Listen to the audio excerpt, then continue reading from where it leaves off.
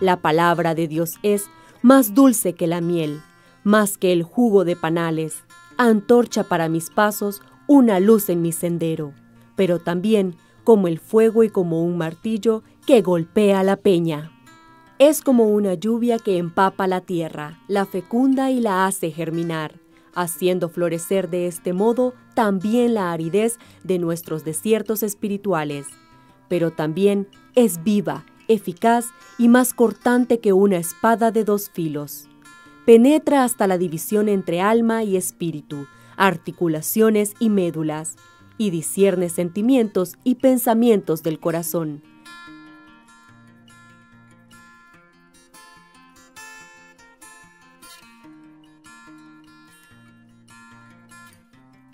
Saludos y bendiciones, queridos hermanos que están con nosotros en este curso de Sagrada Escritura que hemos puesto por nombre El Proyecto de Dios en tus manos.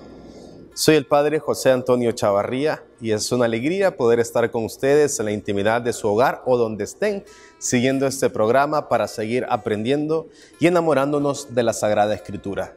Recordamos como en cada programa a San Jerónimo cuando nos enseñaba que el desconocimiento de las Escrituras es el desconocimiento de Cristo.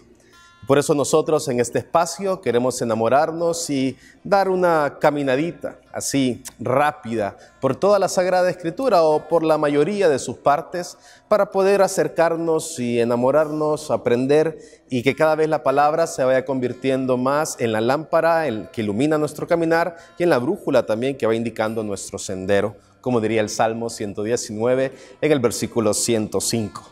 Hemos venido haciendo un pequeño recorrido, ya hemos visto una introducción al Antiguo Testamento, una introducción general a toda la Biblia. También estamos ahora adentrados en el mundo del Antiguo Testamento. Hemos visto el Pentateuco, la Torá, la ley, los primeros 5 libros de la Biblia y también le metimos un poquito de caminar a los libros proféticos.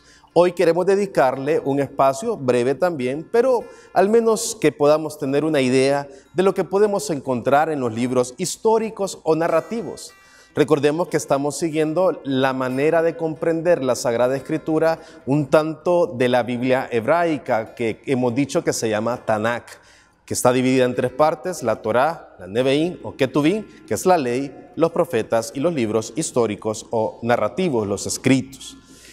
Para acercarnos a esta parte de la Sagrada Escritura, podríamos tomar de algunos biblistas una división que hacen interna dentro de los libros históricos o narrativos. Lo dividen en 4 partes.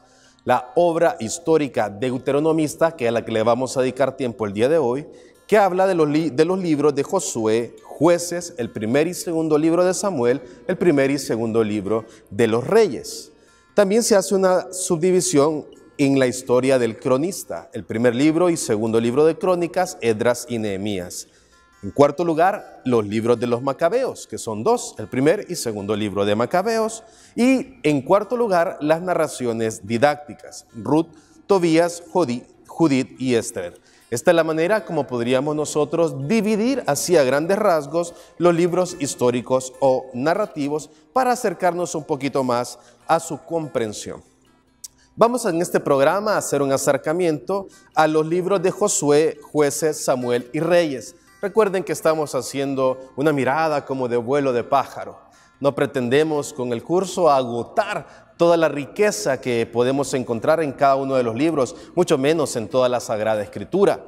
Pero queremos como dejarles a cada uno de ustedes como el deseo, como las ganas de seguir profundizando en el conocimiento de toda la palabra. Vamos a el primer apartado de estas 4 partes de toda la obra de los libros históricos o narrativos se llama obra histórica deuteronomista.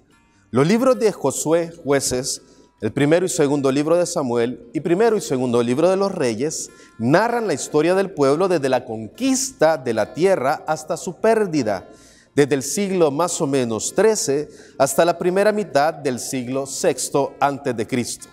En la Biblia hebrea vienen considerados como los profetas anteriores, ya que esta historia está interpretada con criterios proféticos.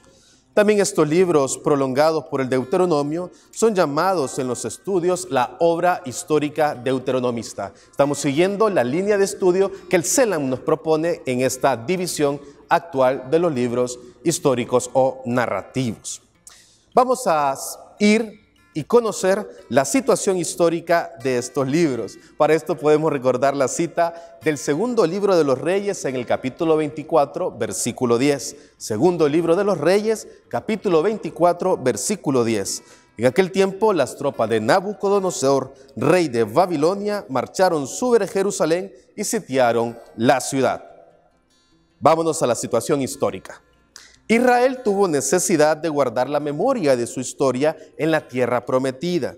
Estos libros pretenden realizar esta tarea, no con un interés científico o historiográfico, sino con una mirada de fe. Qué importante. Nos acercamos a estos libros con una mirada de fe. Al conservar el recuerdo vivo de estos acontecimientos, los escritos sagrados querían expresar a sus contemporáneos y a las generaciones futuras la interpretación de su historia a la luz de su fe para comprender el pasado, encarar el presente y ofrecer luces para el futuro. Repito esta idea tan importante para que quede ahí, guardada en nuestro corazón. Al conservar el recuerdo vivo de los acontecimientos, se trataba, o el deseo era más bien de los escritores sagrados, querían expresarle a sus contemporáneos y a las generaciones futuras la historia a la luz de su fe, para comprender el pasado, encarar el presente y ofrecer luces para el futuro. No se trataba de un recuerdo neutral, sino de una memoria que se convirtiera también en impulso para la vida actual y futura del pueblo. La historia que recorren estos libros presenta distintas etapas en la vida de Israel. Veamos un poquito esas etapas. La conquista o el asentamiento en la tierra prometida, que va alrededor de las últimas décadas del siglo XIII a.C. Conforme al narrador del libro de Josué, se trata de un periodo de fidelidad de Dios y del pueblo, con excepción del pecado de Acán, que encontramos en el libro de Josué en el capítulo 7. El periodo de los jueces o libertadores de Israel, jueces 1 más o menos hasta el primer libro de Samuel en el capítulo 7, cuando las tribus aún no estaban unidas bajo un solo mando político, sino que conservaban su independencia, pero se iban unificando en la misma fe, de finales del siglo XIII hasta gran parte del siglo XI a.C. Es un tiempo de infidelidades del pueblo y de perdón de Dios. Al final, una cierta anarquía social vamos a encontrar y política que prepara el paso hacia el siguiente periodo. En el inicio de la monarquía unida, la cohesión política de las tribus del norte y del sur bajo sus tres primeros reyes, Saúl, David y Salomón, alrededor del 1030 al 931 a.C. Después de los inicios efímeros con Saúl, llega la época de esplendor político para Israel. Los relatos van del primer libro de Samuel en el capítulo 8 hacia el primer libro de los Reyes en el capítulo 11, que están envueltos en un camino lleno de gracia y de pecado. La historia de los dos reinos que se dividen a la muerte de Salomón, con sus vidas paralelas, termina con la destrucción de ambos en el siglo VIII y siglo VI a.C. La narración va mostrando las infidelidades de Israel y de Judá que acaban en su propia ruina, como podemos ver en el capítulo primero de los Reyes, en el libro primero de los Reyes, capítulo 12, al libro segundo de los Reyes, en el capítulo 5. El reino de Israel o del norte, que va del año 931 al 722 a.C., que comprendía prácticamente 10 tribus, cuya capital política al final fue Samaria y que tenía dos centros religiosos, Dan y Betel, siendo este santuario muy importante. Este reino fue destruido por los asirios en el año 722. El reino de Judá o del sur, que dilata del año 931 al 856 a.C., con una tribu y media, la de Judá, que ya se había anexado a la de Simeón, y parte la de Benjamín. Su capital política y religiosa fue siempre Jerusalén. Allí estaba el rey de la descendencia davídica y el templo construido por Salomón. Fue destruido por los babilonios en el año 586, en el exilio o destierro en Babilonia, acontecido ya desde el 597, y luego con la conquista de Jerusalén en el año 586. La narración de los reyes concluye con un hecho acontecido en Babilonia en el 561 a.C., la liberación del rey Jeconías, que había sido deportado en el 597. Es una historia larga y trágica, gloriosa al traer a la memoria momentos de éxito y triunfo, como lo fue el asentamiento en la tierra prometida o la época de esplendor monárquico, sobre todo con David y Salomón. Trágica porque tiene situaciones de tensión y problemas serios en la vida del pueblo, el periodo de los jueces con sometimientos a otros pueblos, la división de los reinos con la pérdida de la unidad que se había intentado construir, las destrucciones de los dos reinos con la conquista de sus capitales, Samaria y Jerusalén, que fue destruida junto con su templo. Hemos hecho ya el recorrido por la situación histórica de esta obra que han llamado los biblistas, obra histórica deuteronomista, que incluye los libros de Josué, Jueces, el primer y segundo libro de los Reyes y el primer y segundo libro de Samuel. Ahora vamos a situarnos en cuáles son las líneas teológicas que podemos encontrar en estos libros, es decir, a la hora de acercarnos a estos textos sagrados, ¿qué líneas de reflexión teológica vamos a encontrar? Viene ahora a la memoria el segundo libro de los Reyes, en el capítulo 21, versículo 12. Repito, segundo libro de los Reyes, capítulo 21, versículo 12. Mira, yo traeré la catástrofe sobre Jerusalén y Judá, y a todo aquel que la oiga le zumbarán los oídos. Veamos un poquito las líneas teológicas. Toda esta historia, desde la conquista hasta la pérdida de la tierra, está juzgada proféticamente con los criterios del Deuteronomio, básicamente bajo el prisma de la alianza hecha entre Dios y su pueblo. Israel conquista la tierra porque Dios es fiel. Repito esta idea, este concepto teológico de estos libros. Israel conquista la tierra porque Dios es fiel. El pueblo pierde su tierra por las infidelidades que cometió contra Dios y contra los hermanos. Repito, el pueblo pierde la tierra por las infidelidades que cometió contra Dios y contra los hermanos. Cuando se trata de juzgar a los monarcas, como se explica en otros momentos de reflexión bíblica, hay un criterio doble que se impone: la fidelidad al único Dios y la fidelidad al único santuario querido por Dios. Como contrapartida, se rechaza la idolatría en sus diversas manifestaciones y la existencia de otros santuarios dedicados al Dios de Israel fuera del único templo de Jerusalén. El escritor sagrado menciona algunos pecados sociales. Podríamos ver el segundo libro de Samuel en el capítulo 12, el primer libro de los Reyes en el capítulo 12, y también en el capítulo 21, y en el segundo libro de los Reyes 21-16. Pero no con tanta insistencia como aparece en la predicación de los profetas preexílicos, en lo que se muestra que en los siglos 8 al 6 antes de Cristo hubo demasiados abusos de los poderosos hacia los más débiles del pueblo. Para descubrir los énfasis globales de toda esta etapa histórica del pueblo narrada en estos libros, podríamos destacar los siguientes puntos. Primero, se trata de explicar el porqué del exilio. Este es un punto de reflexión teológica. Tratar de explicar el porqué del exilio. Esto no es fruto de la infidelidad del Dios de Israel, ni de dejar abandonado a su pueblo, ni de su impotencia ante los dioses babilónicos. El Señor es fiel y poderoso. El destierro es consecuencia de la infidelidad del pueblo al pacto con Dios. En la mentalidad de aquella época, cuando aún no había revelación de la vida de ultratumba, porque eso llega hasta el siglo II antes de Cristo, se pensaba que Dios premiaba y castigaba en este mundo como expresión de su justicia, lo que en el pensamiento de hoy se podría ver como fruto del dominio de un imperio poderoso, el asirio o el babilonio. En el pueblo de Israel se veía como castigo de Dios por sus infidelidades a la alianza. Segundo punto, pero aún en ese modo de pensar, el castigo no es la última palabra de Dios. Repito, el castigo no es la última palabra de Dios.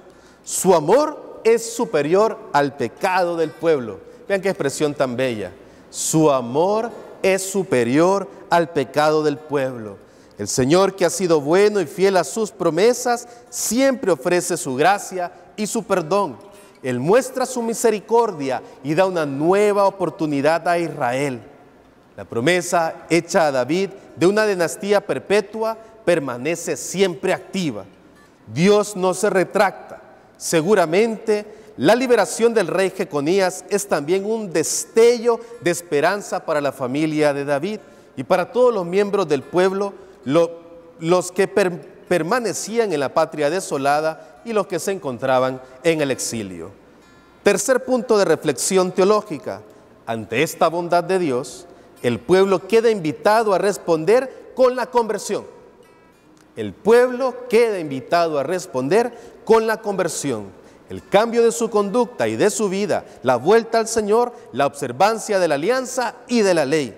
De alguna forma, la obra entera contenida en estos libros tiene rasgos que muestran la infidelidad del pueblo, pero también líneas que revelan la bondad y misericordia del Señor que llama a la conversión.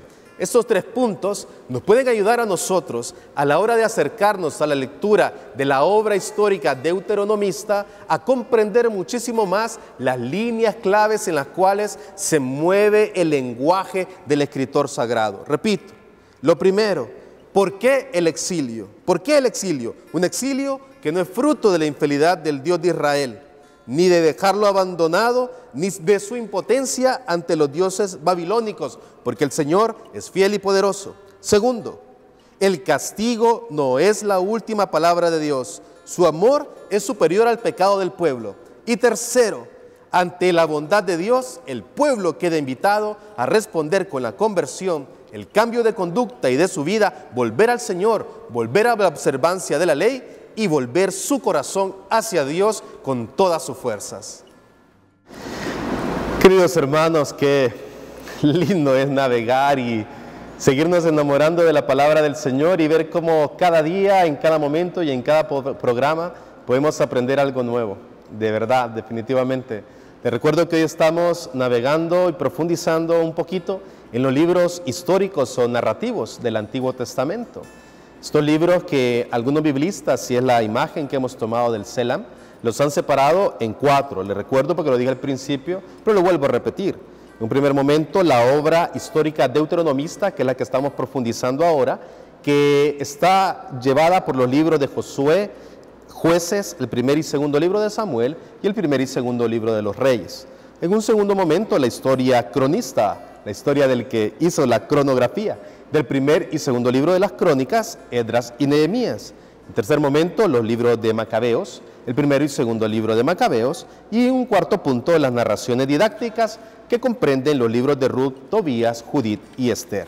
Estamos nosotros ahora en lo que se conoce como la obra histórica deuteronomista con los libros de Josué, Jueces, Samuel y los Reyes. Hemos hecho un camino. En primer lugar, hablábamos de la situación histórica de estos libros. También nos situamos en el mensaje o las líneas teológicas que comprenden estos libros y ahora nos vamos al tercer punto, que serían los aspectos literarios. Como imagen de fondo para pensar en estos aspectos literarios, aparece la cita bíblica del segundo libro de los Reyes en el capítulo 33, versículo 2. El rey proclamó todas las palabras del libro de la alianza encontrado en el templo del Señor. Vámonos a los aspectos literarios. A lo largo de los siglos, los acontecimientos vividos por Israel eran transmitidos oralmente, de generación en generación. En momentos claves se fueron poniendo por escrito hasta llegar a construir diversos relatos sueltos en torno a la llegada de la tierra, la época de los jueces o libertadores de Israel, el período de la monarquía, unida en un primer momento y luego una monarquía dividida. En la corte se conservaban los anales de los reinos y algunas pequeñas obras que explicaban la llegada de David al reino y la lucha que se dio en torno a su sucesión. Estos distintos materiales independientes fueron la base para la creación literaria de estos libros en su conjunto como una gran unidad. Quizá en la época del rey Josías, hacia el año 640 al 609 a.C., la obra tuvo una primera edición enmarcada por un optimismo ante el rey, basado en el hallazgo del libro de la ley que encontramos en el segundo libro de los Reyes, en el capítulo 22 al 23.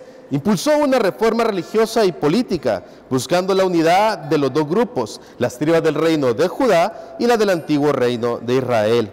La ausencia de un imperio dominante sobre el pueblo. El asirio estaba en decadencia y el babilonio aún no mostraba su poderío. Alentaba todavía más hacia la esperanza.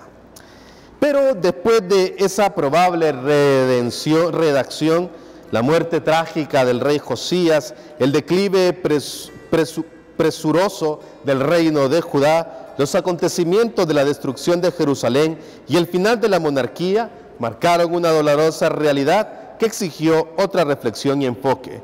Por eso, la obra completa de estos libros seguramente recibió su redacción final en el exilio o en el inmediato posexilio, quizás hacia el siglo VI antes de Cristo. Este año es muy importante, recuerden, este siglo, el siglo VI antes de Cristo, el momento del exilio en Babilonia, es un tiempo muy importante para la redacción de la Sagrada Escritura. Quienes llevaron a cabo esta tarea se valieron de materiales antiguos, algunos de ellos historias completas, pero ahora vistas como un conjunto juzgado con los criterios del Deuteronomio. También se sirvieron de los anales de los reyes de Israel y de Judá que había en las cortes. Para lograr la unidad de la obra, fruto de diversos materiales, y para juzgar las grandes etapas de la historia de Israel en la tierra prometida, los autores o redactores finales elaboraron discursos puestos en bocas de sus grandes personajes, como Josué, Samuel y Salomón, que ofrecían el sentido de las etapas vividas y llamaban al pueblo a la fidelidad de la alianza. Cuando no había un personaje importante o no se prestaba para introducir un discurso suyo, los autores o redactores finales elaboraron reflexiones que ayudaban a descubrir el significado de momentos claves en la vida del pueblo, como sucede al final de la conquista. En las épocas de los jueces y en la destrucción de Samaria, o en menor medida, en el anuncio de castigo a Judá y Jerusalén. Muchas veces también el narrador, en una o más frases escuetas, da el juicio de un acontecimiento. Por ejemplo, después de la unción de David como rey, en el segundo libro de Samuel, en el capítulo 5. En el pecado de David con Betsabé, en el capítulo 11 del segundo libro de Samuel. En el nacimiento de Salomón, en el capítulo 12. Por señalar algunos cuantos casos donde el narrador tiene estas frases de momento de juicio de acontecimientos. También las valoraciones que el narrador presenta sobre cada uno de los reyes de Israel y Judá sobre la base de la doble fidelidad perdida al único Dios y al único santuario de Jerusalén señalan los criterios de esta obra. Algo similar se puede decir del énfasis en el cumplimiento de la palabra de Dios anunciada por algún profeta o algún hombre de Dios. Quizá en un primer momento el Deuteronomio servía de prólogo a este conjunto de libros llamados obra histórica deuteronomista, ya que aquel es el libro de la alianza de Dios con su pueblo, en el que se expresan las bendiciones y maldiciones conforme a la vivencia de la ley del Señor, que rige a Israel y lo enfrenta constantemente a optar por el camino del cumplimiento de su voluntad para recorrer la senda de la vida. Con el correr de los tiempos, el Deuteronomio pasó a ser parte de la Torá o la ley. Sobre esta base se podría decir que del Deuteronomio que juega una doble función. Por una parte, cierra el Pentateuco al narrar la muerte del líder religioso, Moisés, que no llega a la tierra prometida, pueden recordar el capítulo 34 de este libro, sino que solo la contempla de lejos. Por otra parte también, se puede considerar que abre esta historia narrada en estos libros que juzgan los acontecimientos a la luz de la alianza. Esto nos pone a recordar lo que hemos dicho antes sobre el Antiguo Testamento, de manera particular cuando nos dirigíamos en una introducción al Antiguo Testamento. Leemos el Antiguo Testamento en sus 46 libros. Estos 46 libros tienen como centro, el corazón del Antiguo Testamento es el Pentateuco, la Torá, la ley. Luego, cuando nos acercamos a los libros proféticos y a los libros históricos, tenemos que caminar de la mano del Pentateuco, porque los profetas anuncian a la luz de la ley y los que escriben los libros históricos hablan de la vida del pueblo, de la monarquía o del momento histórico del pueblo de Israel a la luz de la vivencia de la ley o de la Torá. A grandes rasgos hemos visto ya entonces el Antiguo Testamento. Todavía nos harán falta algunas partes que vamos a ver en los siguientes programas, pero de los libros históricos hemos hecho una introducción a los que se conocen como la obra histórica deuteronomista, que nos parece la central. Luego ustedes podrían entrar y leer alguna introducción cuando se refiere al segundo y primer libro de las Crónicas, o al primero y segundo libro de Macabeos, o al libro de Ruth, Tobías, Judith y Esther, Esdras y Nehemías, que son libros que también tienen parte de la historia del pueblo de Israel y que nos pueden ayudar a comprender un poquito la situación histórica, la manera de vivir la fe y cómo este pueblo cada día fue viviendo esta dinámica de fidelidad de Dios e infidelidad del pueblo, pero siempre un Dios dispuesto a que el pueblo se convirtiera y volviera a su corazón. Ha sido una alegría poder recorrer con ustedes un capítulo más de este programa, El Proyecto de Dios en tus manos, este pequeño espacio de reflexión y de aprendizaje de la Sagrada Escritura. Ojalá que nos sigamos enamorando de la palabra del Señor y que esta pequeña introducción a los libros históricos o narrativos nos ayuden a tener deseo de aprender, de leer, de profundizar, de enamorarnos de la palabra del Señor, de ponerla en el corazón y que sea esta la que guíe, ilumine y le dé sentido a la historia de la vida de cada uno de nosotros. Queridos hermanos, recuerden lo que decía San Jerónimo: el desconocimiento de la Escritura es el desconocimiento de Cristo. Soy el Padre José Antonio Chavarría y ha sido una alegría poder estar con ustedes en este capítulo de El Proyecto de Dios en tus manos. Que Dios me les bendiga.